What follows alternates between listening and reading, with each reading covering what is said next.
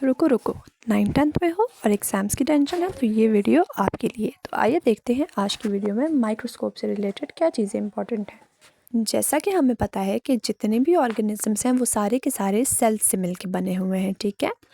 अब एक सेल जो है वो किसी भी लिविंग ऑर्गेनिज्म का स्ट्रक्चरल और फंक्शनल यूनिट होता है। यूनिसेलुलर ऑर्गेनिजम्स की बॉडी जो होती है वो सिंगल सेल से बनी होती है, जबकि मल्टी सेलुलर ऑर्गेनिजम्स की बॉडी में बहुत ज़्यादा सेल्स होते हैं। इस तरह से अगर हम स्टडी करें कि सेल एक्चुअल में है क्या और वो किस तरह से ख़ुद को ऑर्गेनाइज करते हैं डिफरेंट ऑर्गेनिजम्स की बॉडीज़ बनाने के लिए, सो इस सब डिटेल को स्टडी करने के लिए साइंटिस्ट ने एक इंस्ट्रूमेंट डिस्कवर किया जिसको हम माइक्रोस्कोप कहते हैं।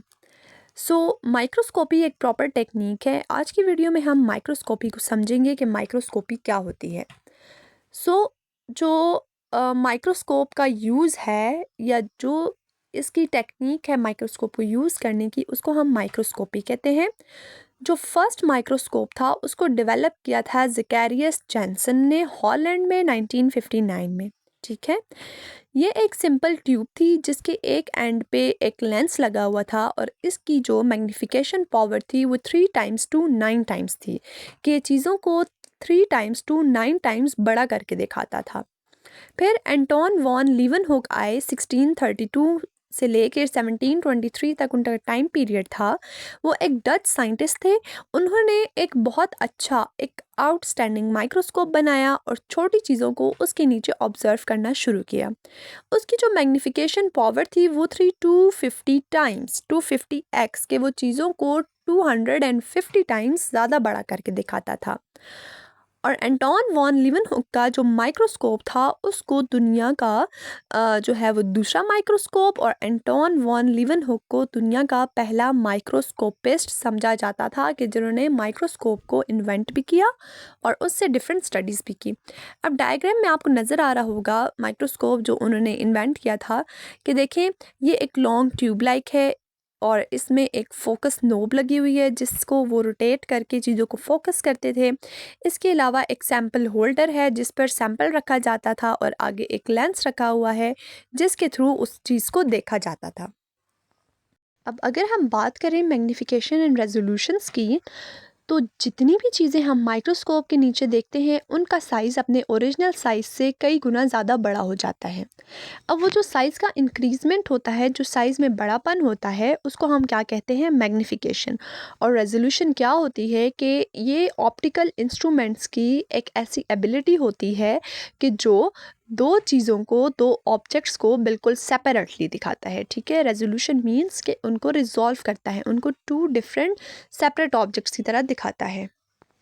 अगर हम ह्यूमन आई की रेजोल्यूशन के बारे में बात करें या ह्यूमन आई की रेजोल्यूशन पावर कितनी है, तो उसके बारे में अगर हम बात करें तो जो ह्यूमन आई है वो तकरीबन 0.1 मिलीमीटर जो है वो डिस्टेंस को दिखा सकती है, ठीक है।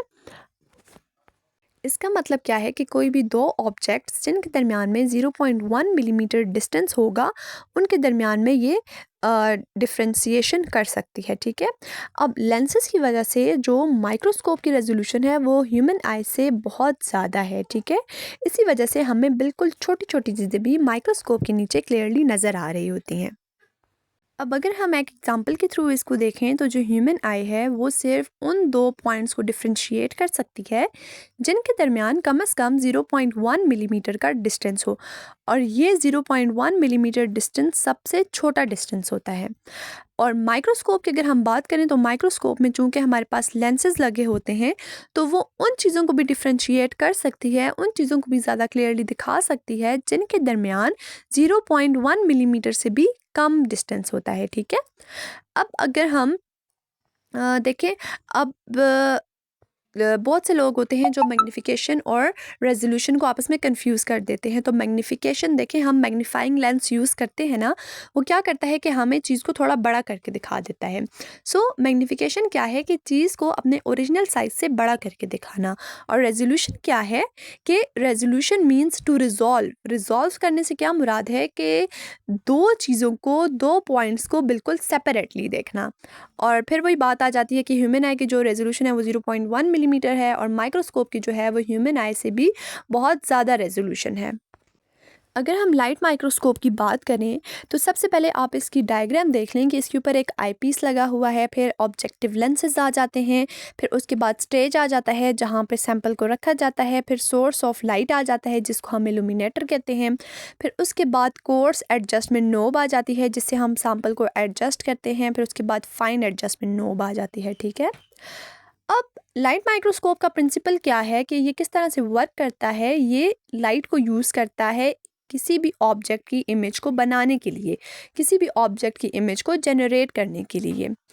अब सैंपल जब उस पे रखा जाता है तो उस सैंपल से लाइट पास होती है और फिर उसके बाद दो ग्लास लेंसेज से पास होती है। ठीक है, और वो लेंस ऑब्जेक्ट को मैग्नीफाई कर देते हैं, ऑब्जेक्ट को बड़ा करके दिखा देते हैं जिसको हम ऑब्जेक्टिव लेंस कहते हैं। ठीक है, और दूसरा लेंस जो कि इमेज को और ज़्यादा मैग्नीफाई करता है और ज़्यादा बड़ा करके दिखाता है उसको हम आई पीस लेंस कह देते हैं। ठीक है, अब एक लेंस जिसको हमने ऑब्जेक्टिव लेंस कहा और दूसरा लेंस जिसको हमने आई पीस कहा, सो ऑब्जेक्टिव लेंस क्या करता है कि सैंपल की एक इनलार्ज्ड इमेज बना देता है और आई पीस क्या करता है, उसको मैग्नीफाई करके दिखाता है। अब जब लाइट किसी भी ऑब्जेक्ट के ऊपर प्रोजेक्ट की जाती है तो आई पीस में जो है एक इनलार्ज और क्लियर इमेज बनता है जिसके थ्रू ऑब्जर्वर उसको देख सकता है। ठीक है, अब जो लाइट माइक्रोस्कोप है उसकी मैग्नीफिकेशन पावर कितनी है, 1500 टाइम्स, कि वो किसी भी ऑब्जेक्ट को 1500 टाइम्स बड़ा दिखा सकता है। ठीक है, और इसकी जो रिजॉल्विंग पावर है, मतलब ये 2 पॉइंट्स को किस तरह से सेपरेट कर सकता है, उसकी वो पावर कितनी है, 0.1 माइक्रोन मीटर। ठीक है, जो कि तकरीबन कितना बनता है, 1/1000 मिलीमीटर्स। ठीक हो गया। अब अगर हम बात करें इसकी रिजोल्यूशन पावर की कुछ लिमिटेशंस के बारे में, तो जो लाइट माइक्रोस्कोप है वो 0.2 माइक्रोन मीटर के डिस्टेंस से जितने भी कम ऑब्जेक्ट होंगे या 0.2 माइक्रोन मीटर के साइज से जितने भी कम या स्मॉलर ऑब्जेक्ट्स होंगे उनको ये डिस्टिंग्विश नहीं कर सकता। लाइट माइक्रोस्कोप की यूजेस की अगर हम बात करें तो देखिए, अब यहाँ पे आपके पास एक एग्जांपल है कि ऑनियन को हमने कट किया, उसकी एक लेयर ली। ठीक है, उसकी एक तेल ली, उसको हमने रख दिया माइक्रोस्कोप के नीचे। तो ये जो डायग्राम आपको नज़र आ रही है इसमें ये क्या है, ऑनियन सेल्स आपको नज़र आ रहे हैं। फिर एक सिंपल लाइट माइक्रोस्कोप होता है, एक कंपाउंड लाइट माइक्रोस्कोप होता है। और अगर हम कंपाउंड लाइट माइक्रोस्कोप की बात करें तो इधर भी एक आईपीस होगा, एक ऑब्जेक्टिव लेंस होगा, स्टेज होगा जहाँ पे हम सैंपल को रखेंगे और सोर्स ऑफ लाइट या इल्यूमिनेशन होगी। ठीक है, अब हम देख लेते हैं इलेक्ट्रॉन माइक्रोस्कोप को। तो इलेक्ट्रॉन माइक्रोस्कोप में क्या होता है कि देखिए, लाइट माइक्रोस्कोप में हमने बीम ऑफ लाइट को यूज़ किया था, इलेक्ट्रॉन माइक्रोस्कोप में हम बीम ऑफ इलेक्ट्रॉन्स को यूज़ करेंगे और जो मैग्नेटिक लेंस होगा वो फोकस करेगा इलेक्ट्रॉन की बीम पे और एक स्क्रीन पे या फोटोग्राफिक फिल्म पे एक बड़ा इमेज नज़र आ जाएगा। ठीक है, अब इसकी जो रेजोल्यूशन पावर है वो लाइट माइक्रोस्कोप से बहुत ज़्यादा है। ये उन चीज़ों को भी डिस्टिंग्विश कर सकता है जो कि 0.2 नैनोमीटर तक स्मॉल हो सकती हैं। ठीक है, और जैसा कि आपको पता है कि 1 नैनोमीटर जो होता है वो बहुत ज़्यादा छोटा साइज़ होता है, लेकिन ये 0.2 नैनोमीटर तक जो है वो चीज़ों को डिस्टिंग्विश कर सकती है। अगर हम इलेक्ट्रॉन माइक्रोस्कोप के पार्ट्स को देखें तो इसमें इलेक्ट्रॉन गन आ जाती है जहाँ से इलेक्ट्रॉन्स, बीम ऑफ इलेक्ट्रॉन्स निकलते हैं, एमिट होते हैं। फिर उसके बाद आपके पास आ जाता है कंडेंसर लेंस, फिर सैंपल रखने की जगह आ जाती है या स्पेसिमेन की जगह आ जाती है, फिर ऑब्जेक्टिव लेंस, फिर उसके बाद प्रोजेक्टर लेंस और उसके बाद फ्लोरेसेंट स्क्रीन आ जाती है आपके पास। ठीक है, यहाँ पे एक और चीज़ क्लियर कर देते हैं कि लाइट माइक्रोस्कोप में बीम ऑफ लाइट यूज़ होता था, लेकिन इलेक्ट्रॉन माइक्रोस्कोप में बीम ऑफ लाइट की जगह पे इलेक्ट्रॉन्स यूज़ होते हैं। ठीक है, इसकी जो मैग्नीफाइंग पावर है और जो रिजॉल्विंग पावर है वो लाइट माइक्रोस्कोप से कई ज़्यादा है। अब इलेक्ट्रॉन माइक्रोस्कोप की 2 टाइप्स आ जाती हैं। सबसे पहले आपके पास आ जाता है ट्रांसमिशन इलेक्ट्रॉन माइक्रोस्कोप और सेकेंड आ जाता है स्कैनिंग इलेक्ट्रॉन माइक्रोस्कोप। जो ट्रांसमिशन इलेक्ट्रॉन माइक्रोस्कोप है ये चीज़ों को मैग्नीफाई कर सकता है तकरीबन 2,50,000 टाइम्स, और इसका जो यूज़ है वो क्या यूज़ है कि ये इंटरनली किसी भी सेल को स्टडी करने में हेल्प आउट करता है, ये उसका इंटरनल व्यू देता है। अगर हम स्कैनर इलेक्ट्रॉन माइक्रोस्कोप की बात करें तो ये सरफेस स्टडी के लिए यूज़ होता है, सरफेस की डिटेल्स को स्टडी करने के लिए यूज़ होता है। अब सरफेस को क्या करते हैं, मेटल के साथ कोट कर देते हैं, और जब इलेक्ट्रॉन बीम्स इस मेटल को हिट करती हैं तो इलेक्ट्रॉन्स वहाँ से रिफ्लेक्ट होते हैं और एक इनलार्ज इमेज बना देते हैं। ये आ गया आपके पास two types of electron microscope, एक आ गया ट्रांसमिशन इलेक्ट्रॉन माइक्रोस्कोप और सेकंड वन आपके पास आ गया स्कैनिंग इलेक्ट्रॉन माइक्रोस्कोप। नेक्स्ट हम बात कर लेते हैं mechanism of light and electron microscopes की, किस तरह से वर्क करते हैं, किस तरह से काम करते हैं। अगर हम सबसे पहले बात करें ट्रांसमिशन इलेक्ट्रॉन माइक्रोस्कोप की, तो इसमें इलेक्ट्रॉन्स जो हैं वो इलेक्ट्रॉन गन उनको प्रोड्यूस करती है, फिर मैग्नेटिक लेंस जो है वो इलेक्ट्रॉन की बीम को फोकस करता है और ये बीम पास होता है आपका जो बिल्कुल पतला थिन सी लेयर होती है सैंपल की, उससे पास ऑन करता है और ट्रांसमिट कर देता है इलेक्ट्रॉन्स को स्क्रीन के ऊपर, ताकि वो एक इमेज बना सके। वो इसका 2D इमेज बनाते हैं, ठीक है। Transmission electron microscope 2D image देते हैं। अगर हम बात करें स्कैनिंग इलेक्ट्रॉन माइक्रोस्कोप की, तो इलेक्ट्रॉन बीम जो है उसको फोकस करता है मैग्नेटिक लेंस। मैग्नेटिक लेंस जब फोकस करता है तो ये बीम ऑफ इलेक्ट्रॉन्स किसी भी सेल के सरफेस को, किसी भी ऑब्जेक्ट के सरफेस को स्कैन करती है, जो रिफ्लेक्टेड इलेक्ट्रॉन्स होते हैं उनको कलेक्ट किया जाता है और वो एक इमेज जनरेट कर देते हैं। और जो स्कैनिंग इलेक्ट्रॉन माइक्रोस्कोप है वो किसी भी ऑब्जेक्ट के सरफेस को स्टडी करने के लिए यूज़ होता है और वो 3D इमेज देता है। और जो ट्रांसमिशन इलेक्ट्रॉन माइक्रोस्कोप है वो इंटरनल स्ट्रक्चर को स्टडी करता है और वो 2D इमेज प्रोवाइड करता है। अगर हम बात करते हैं लाइट माइक्रोस्कोप की, तो लाइट माइक्रोस्कोप में जो सोर्स ऑफ लाइट होता है उससे लाइट पास ऑन होती है, वो ऑप्टिकल लेंस से गुजरती है। ये लाइट किसी भी सैंपल पे जो हमने सैंपल रखा है उस पर फोकस्ड होती है और इमेज जो है वो आई पीस के थ्रू हम देख सकते हैं।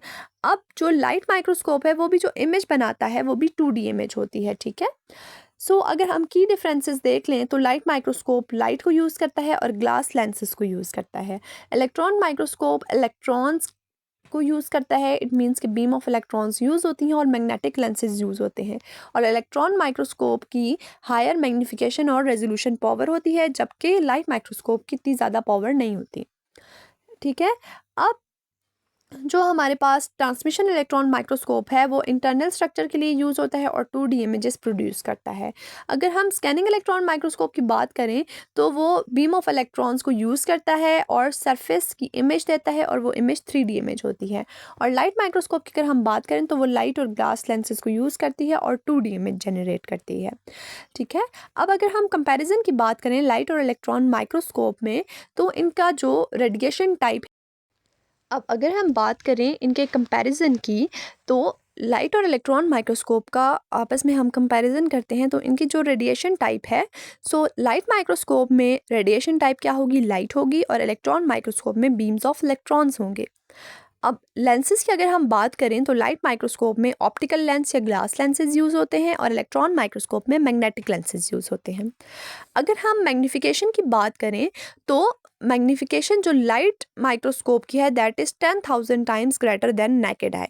और अगर हम इलेक्ट्रॉन माइक्रोस्कोप की बात करें तो इलेक्ट्रॉन माइक्रोस्कोप की जो मैग्नीफिकेशन पावर है that is 100 times greater than light microscope, ठीक है। अगर हम रेजोल्यूशन की बात करें तो जो लाइट माइक्रोस्कोप है उसकी रेजोल्यूशन हमारी आम इंसानी आंख से तकरीबन 500 दफ़ा ज़्यादा है, 500 टाइम्स ज़्यादा है।